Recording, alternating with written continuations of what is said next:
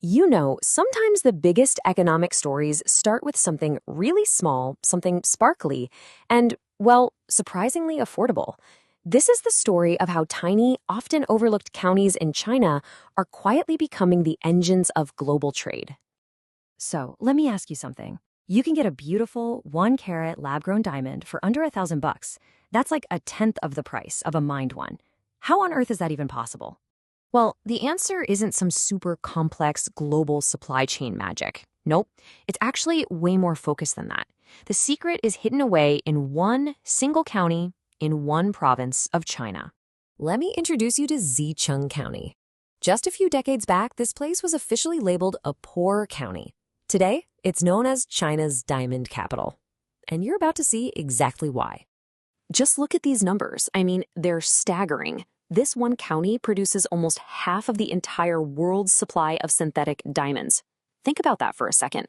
One county, half the world's diamonds. And it's from a place most of us have never even heard of. And this didn't happen overnight, not at all. As you can see, it was a really smart strategic evolution. Way back in the 80s, they were just these small family workshops making diamond micropowder. By the 2000s, they owned that market, but they were thinking bigger. They started to strategically move up the value chain. And that right there, that transition is the key to everything. They went from shipping low-value industrial dust to mastering the super high-tech process of creating flawless, gem-grade diamonds. It was a total transformation from a basic supplier to a global tech leader. But here's where the story gets really interesting. What if I told you that Xicheng isn't some unique one-off story? It's actually the perfect example of a massive trend that's sweeping across all of China, where these specialized counties are becoming absolute global powerhouses. And if you need a number to wrap your head around that, here it is, 62. That's the number of counties in China right now with a GDP over 100 billion yuan. That's about 14 billion US dollars. And remember, we're not talking about megacities. These are county-level economies playing in the big leagues. What's so amazing is that there's no single recipe for success. Each county has figured out its own unique thing to dominate. So let's jump from diamonds and look at a few other incredible examples that really show how diverse these strategies are. Okay, first up, Kunshan. You'd think a coffee hub would be somewhere warm and tropical, right? Well, get this. Kunshan doesn't grow a single coffee bean, and yet it has become a true coffee king. So, how'd they pull that off? They did it by focusing on the business, not the bean. Instead of farming, they mastered everything else.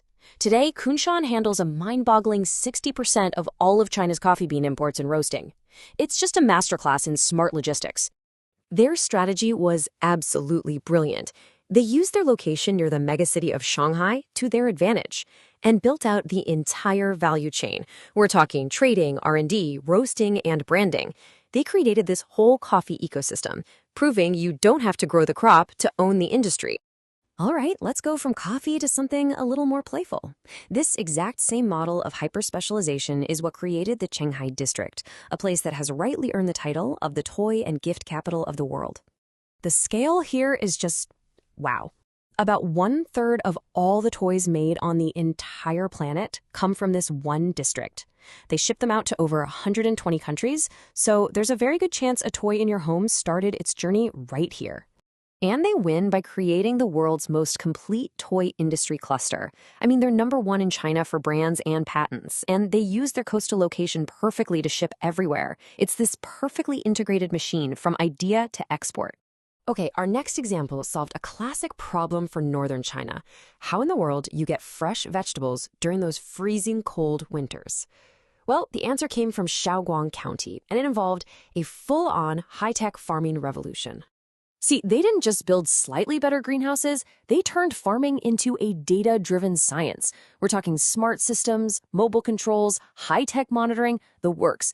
They've even developed hundreds of new vegetable varieties, and now they export to over 40 countries. So what does this all mean for the big picture? Well, these counties aren't just isolated success stories. They're literally the backbone connecting China's entire economy. And these numbers show just how critical they are. Over half of China's entire population lives in these counties, and they contribute nearly 40% of the nation's GDP.